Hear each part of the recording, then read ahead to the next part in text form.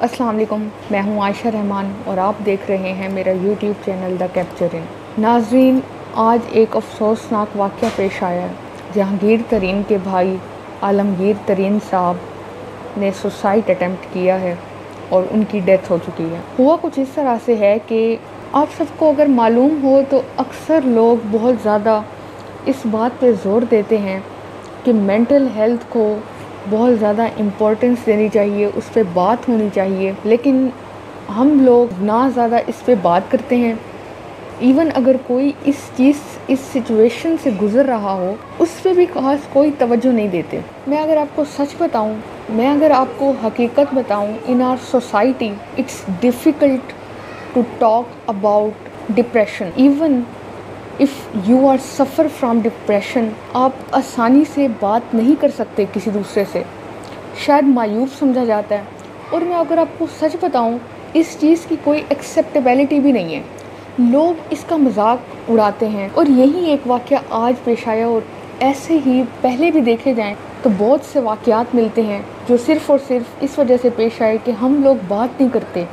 कोई इंसान अगर परेशान है, उसको मालूम नहीं है कि वो अपनी इस चीज़ का इस चीज़ को लेके किसके पास जाए और किससे इस चीज़ की डिस्कशन करे। अब हुआ कुछ इस तरह से है कि ये जो जहांगीर तरीन के भाई हैं, ये पंजाब के अमीर तरीन शख्सियत में से एक थे। ये PSL पाकिस्तान में बहुत मशहूर है, हर सीज़न PSL का बहुत मशहूर जाता है। और अगर मैं आपको हकीकत बताऊँ, लास्ट सीज़न को उतनी मकबूलियत नहीं मिली जितना गुज़िश्ता सीज़न्स को मिली है। मैंने खुद भी पर्सनली PSL को नहीं इतना फॉलो किया था, ना ही लोगों ने किया था जैसे हर साल PSL को देखा जाता है। ये मुल्तान सुल्तान की टीम के ऑनर थे, अमीर तरीन शख्स थे, सब कुछ था। इन्होंने खुद को शूट करके सर में गोली मार के खुदकुशी की।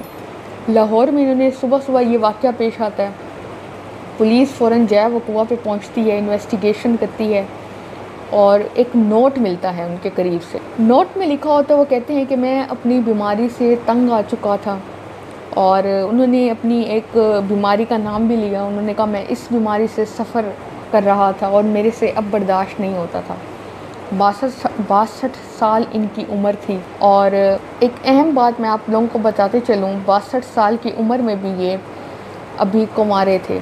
इनकी इंगेजमेंट हो चुकी थी, मंगनी हो चुकी थी, और इस साल के आखिर में दिसंबर में इनकी शादी थी। इन्होंने मज़ीद भी बताया कि मैं अपनी ज़िंदगी को बेहतर अंदाज में जीना चाहता था, मेरी ज़िंदगी में फुल ऑफ अपॉर्चुनिटीज़ थी, सब था, लेकिन फिर भी मैं अपनी उन सारी चीज़ों से तंग आ गया। मैं रात को सोते हुए टैबलेट्स लेके सोता था, पेन किलर की मुख्तलिफ, लेकिन फिर भी मुझे सुकून नहीं था।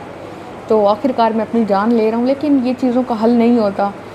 अब नाज़रीन, जब उनका नोट मिला पुलिस को उनकी डेड बॉडी के करीब से, तो पुलिस ने रिश्तेदारों से भी इन्वेस्टिगेशन की, उनसे भी मालूम किया कि असल वाक़या क्या था, क्या ये वाकई किसी डिज़ीज़ से सफ़र कर रहे थे। तो घर वालों ने, रिश्तेदारों ने साफ कहा कि हमें इस बारे में मालूम नहीं था। मज़ीद ये कि जब पुलिस मज़ीद इन्वेस्टिगेशन करेगी, डिगअप करेगी चीज़ों को, तो शायद नए इंकशाफात हों इसमें। खैर, पुलिस जो है वो इन्वेस्टिगेशन पुलिस की जारी है और नोट मिला है। इसके साथ साथ मैं आपको एक अहम बात यहाँ पे बताते चलूँ, मेरी वीडियोस का मकसद यही होता है कि आपके पास सारी की सारी इन्फॉर्मेशन मौजूद हों। एक छोटी सी ये इन्फॉर्मेशन इमरान खान साहब के हवाले से। इमरान खान ने पहले भी एक बयान दिया था और मैंने उस पर वीडियो भी बनाई थी। उन्होंने कहा था कि जब मुझे गोली लगी थी और मैं शौकत खानम हस्पताल में था, तब मेरी ड्रिप में किसी ने जहर मिलाने की कोशिश की थी, लेकिन किस्मत से मैं तब बच निकला था, किस्मत से मेरी जान बच गई थी। अब वो कहते हैं कि जब मैं प्राइम मिनिस्टर था, अगर आप सबको याद हो तो एक बार इमरान खान का हेलीकॉप्टर ने हंगामी लैंडिंग की थी और क्रिकेट खेल रहे थे उस मैदान में बच्चे, उनसे भी मिले, ऑटोग्राफ भी उनको दिए उन्होंने। वो कहते हैं उसी में ही वो जा रहे होते हैं हेलीकॉप्टर से और उनको एक अहम इत्तला मिलती है कि रॉकेट लॉन्चर से उनको निशाना बनाया जा सकता है। फ़ौरन वो हंगामी लैंडिंग करते हैं और वो कहते हैं कि मुझे 2 बार मुझे कत्ल करने की कोशिश की गई, एक वो शौकत खानम वाला वाक़या, एक ये रॉकेट लॉन्चर वाला। अब नाज़रीन, जो हालात आगे नज़र आ रहे हैं ज़राए के मुताबिक, वो बड़े ख़तरनाक है। इमरान खान जो हैं, उनके ख़िलाफ़ उनके आज़म खान जो उनके पर्सनल सेक्रेटरी हैं, बड़े अहम उनके करीबी साथियों में से हैं, वो अप्रूवर बन सकते हैं। अप्रूवर मीन्स वादा माफ़ गवाह। जो लोग नहीं जानते ये वादा माफ़ गवाह क्या होता है, भुट्टो के केस में भी वादा माफ़ गवाह की वजह से ये भुट्टो का जुडिशल मर्डर किया गया था। इसी तरह से जो अप्रूवर होता है, मिसाल के तौर पर मैं आपको समझाती चलूँ, एक क्राइम हो उसमें 3 से 4 अफराद मुलव्वस हों और जिसमें सबसे कम जिसका किरदार होगा उसको ऑफ़र की जाती है, आसान अल्फाज में अगर आप समझें, उसको कहा जाता है कि अगर तुम बयान दे दोगे,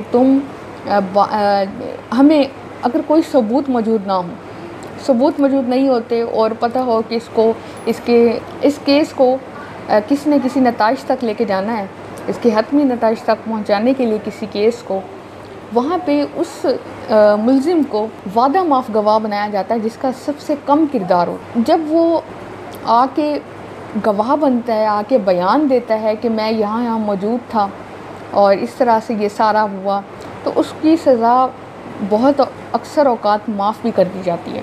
तो ये अप्रूवर होता है, वादा माफ़ गवाह होता है। अब इसमें आज़म खान जो हैं वो तो बन ही सकते हैं, साथ ही साथ बुशरा बीबी भी बन सकती हैं अप्रूवर इमरान खान के ख़िलाफ़। मुख्तलिफ़ हलके जो हैं वो कहते हैं कि बुशरा बीबी और फराह गोगी और ये साले जो थे, इन्होंने मिल के अच्छी खासे काम किए और इमरान खान का इनमें कहीं से कोई कसूर नहीं था।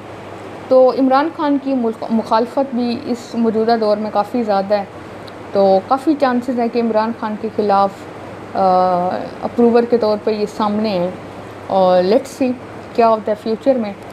खैर मज़ीद जो भी अपडेट्स होंगी वह मैं आप सबको लाजमी दूँगी। इस तरह की वीडियोस से, इस तरह की ख़बरों से बाखबर रहने के लिए चैनल को लाजमी सब्सक्राइब कर लें। मुझे दुआओं में याद रखा करें, अपना ख्याल रखें। अल्लाह हाफ़िज़।